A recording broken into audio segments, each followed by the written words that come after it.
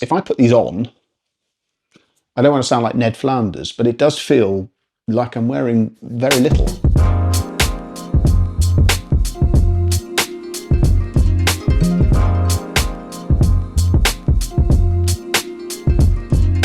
Hello and welcome to an AVForums video overview of the Bowers Wilkins PX7 S3 wireless over-ear headphones. My name is Ed Selley, I'm the hi-fi editor for AVForums.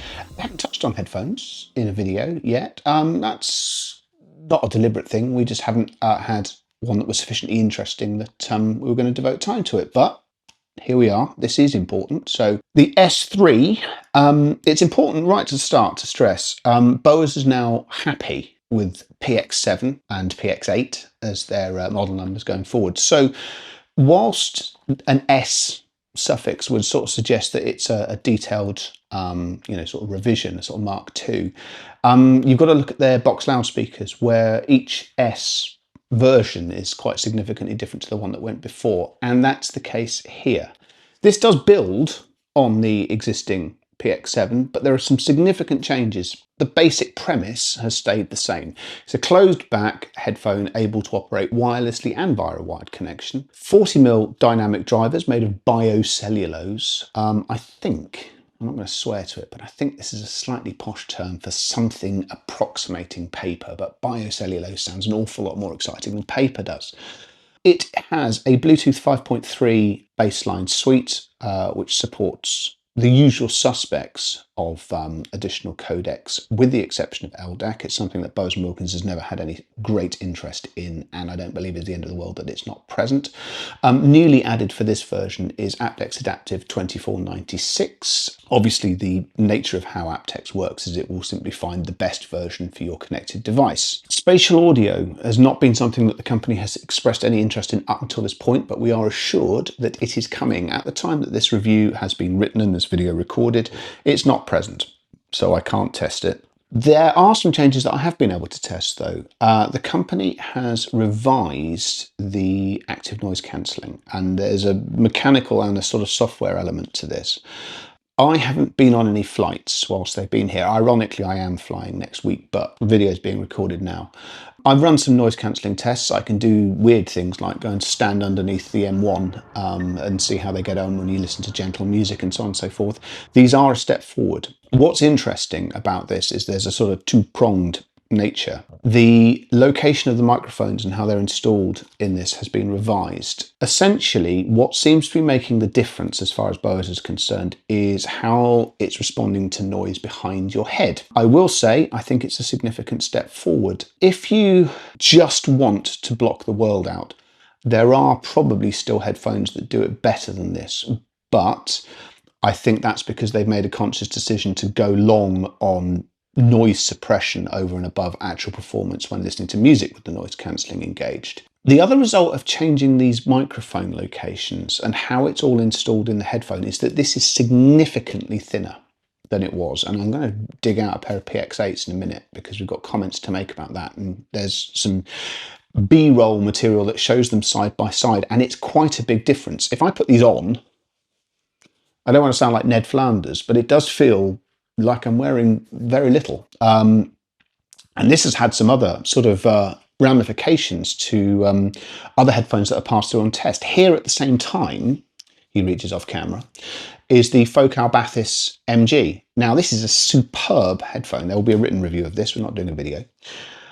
But it feels huge next to these. It really does. Now, in the great scheme of things, you're going to sort of be aware that you're wearing headphones in both cases, but in a world where airlines are reducing our carry-on baggage allowances week by week, seemingly, these take up an awful lot less room. The other impressive thing about this is that the battery life is completely unchanged. Bowers Wilkins haven't gone bananas in this. They're claiming about 30 hours. And this feels entirely achievable in use. I mean, if you are going to be listening to these for more than 30 hours straight, I'd be fascinated to know what your plans are. Also, if you can get them onto a USB fast charger, a couple of minutes will give you somewhere between 6 and 7 hours. Again, it should be enough for most things. And, unless you're part of a sort of manned mission to Mars, I think you'll probably be all right.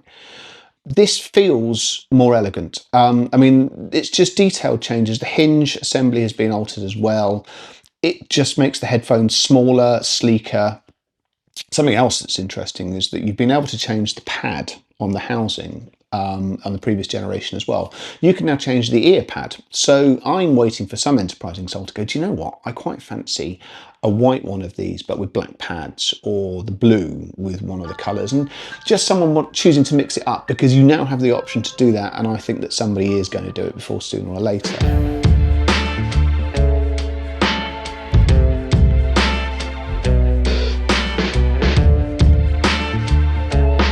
Sonically, this is where it gets interesting.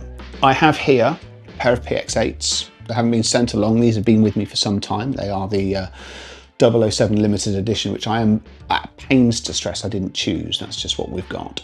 I love the PX8. I wrote a very positive review, but it's one of those products where actually the longer you spend with it, the more capable it becomes. Nevertheless, I mean, obviously just holding them up to the camera, it doesn't look huge. These feel bigger. They do genuinely feel bigger when you're wearing them. And I would also say these still have an absolute performance edge. The carbon drivers in these can do some genuinely impressive things. But my word, these run them close. There is an element of sort of hurry up and wait, because we know that Bowers doesn't update just one of the model ranges. So, you know, we don't know how much longer this has got, but it will at some point in the future change. Nevertheless, this does feel like an awful lot of headphone for the money. It's a fairly understated sort of level of performance. He doesn't sort of do any sort of huge attention grabbing things, which is entirely deliberate. I do an awful lot of testing using iOS devices these days because it's an iOS household, but I retain aptX devices for testing, and these do the same thing that the PX8 and a handful of other wireless headphones do, which is it suspends the disbelief that there's no cable involved. The level of performance is good enough and just natural enough. There's little or no sense of overt processing, that you just sit there and enjoy the performance for what it is. I've run, as I say, some various noise cancelling tests. Noise cancelling itself, as I say, is extremely efficient. Just as importantly, it doesn't have any significant impact on the tonal balance. I mean, in the bad old days, you turn the ANC on and the entire sound pattern of a headphone would change. Now that's obviously disappeared by the wayside, but you know, even then there's detailed refinements and it does sound better. I would say, you know, choosing my words carefully, I don't necessarily see there being a huge point to the DAC mode on these. I mean, it does work, it works fine. I don't necessarily feel that there's a huge leap in performance, which is interesting because the focals I've just handed back off there do sort of benefit in that regard. These things not so much. But used in the manner to which they're intended, it's an extremely impressive and extremely capable performance. It does mean, I mean, £400 is not an incidental sum of money, but it's quite a lot less than some of the other things hitting the market. This is, if you like, a fight back for what used to be the only tier of these things. They used to exist between sort of 200 and 350 quid, so £400 is an adjusted for inflation version of that. And then obviously the PX8, Mark Levinson 5909, T+A Solitaire, Focal Bathurst, they all came along and then pushed the category along. This is now going to make them work a bit harder for their living. I'd need to be completely fair and just here. The Focal is a better headphone, as is the PX8. The Focal in particular has traits around sort of three-dimensional space which are just phenomenal for a closed back headphone. But you need to ask whether you want to pay £600 for that, because in the current climate, I'm not sure how many people do. This is huge value for money. I've given it an extremely glowing review on the site, which I would obviously be delighted if you popped along to have a look at. As ever, I maintain it's my more comfortable way of talking about these things, and there will be something in the text that I've inevitably missed in this this ramble. Nevertheless, if you've enjoyed this video, please don't forget to like and subscribe to the channel. There will be more content, including one where I'm going to stop the camera and then talk about something completely differently, in the same jumper, no less. But please don't forget to like and subscribe. Thank you very much for watching, and we'll see you again next time. Bye.